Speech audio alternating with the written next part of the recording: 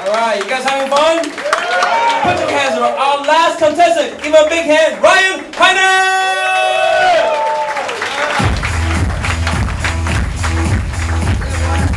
Nice. Hey, how are we doing? Good. Okay, don't answer that question. My name is Ryan Hynek. Guy tried to get cute with my name recently. He's like, oh, your name is Ryan Hynek? You must love Heineken beer. Because your name's Hynek. And I'm like, what's your name? He's like, Dick. So I guess we know what he likes. So the Discovery Channel thinks that Americans only understand measurement in football field lengths and Olympic-sized swimming pools. This is what I've learned from watching the channel. Every time there's any kind of fact that'll be like, the moon is 800,000 miles from the Earth, or the distance of 3.5 million football fields. How does that help? I can't imagine that. I can throw a ball that far. Seriously, and then like Olympic-sized swimming pool, that crazy will be like, Americans eat on average up to 800 million oranges a year, or enough to fill 65,000 Olympic-sized swimming pools. How can I imagine that? How many Olympic-sized swimming pools have you ever seen at one time? One. I can't imagine. I'm waiting for this just to go like standard in America. You know, you get pulled over by the cops, and the cops will be like, "Do you know how many football field lengths per minute you were going?"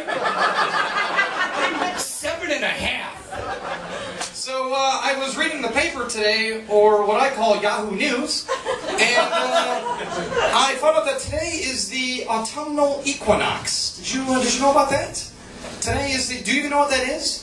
The autumnal equinox is when the 2 times of the year when like it's equal daylight and equal night, right?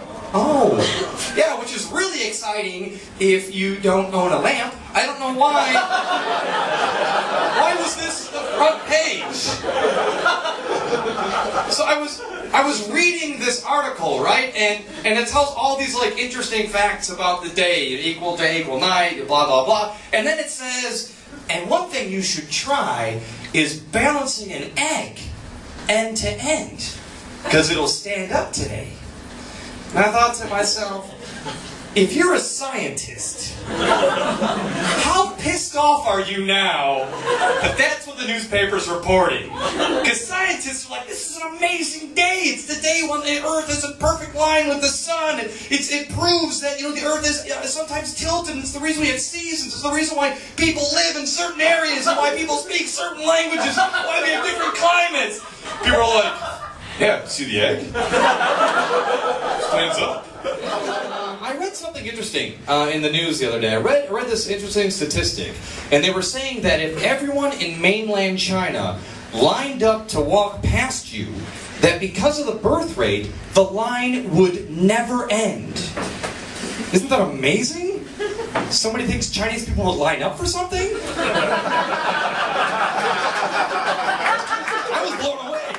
I like traveling. I like traveling. Good. Don't raise your hands. Oh, I like traveling. I recently went to Tokyo, Japan. Wow. No one here's been to Tokyo? Come on, who's been to Tokyo? Raise your hands. Good, you've been to Tokyo. Fantastic country. I can't get the metro system there. And it's huge, right? I went on a thing, I got off in Taiwan. I had no idea how that happened. But in all seriousness, they have a problem with the metro, and maybe you saw the signs for this. They have a problem in the Japan metro, the Tokyo metro, of men grabbing women's asses on the train. Now this problem has become so bad that the police are like, you know what? Don't even report it to us anymore. There's nothing we can do. Instead, what you should do is grab the offending hand and hold it high into the air so as to embarrass him. I don't know about you, but where I come from, this is called the setup for a high five. Honestly, this is not embarrassing for perverts. This is a beacon saying, hey everyone, there's hot ass over here. Get on down to this section of the train. This is what I found out. I found out that my students learn from me nothing.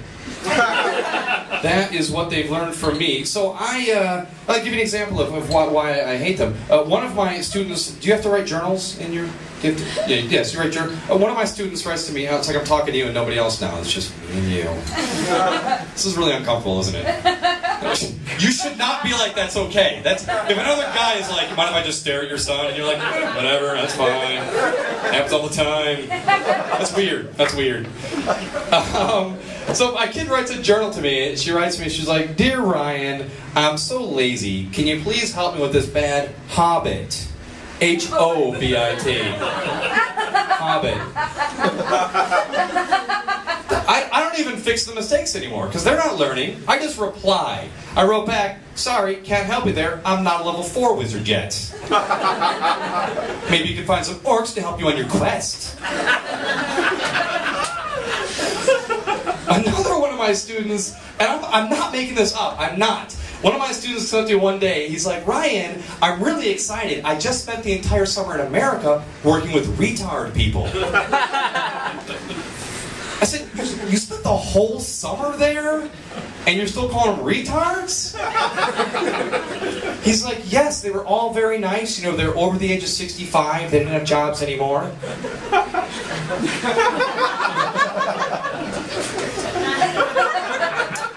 Should I tell you, or are you going to tell each other? Retired people was the word he was looking for.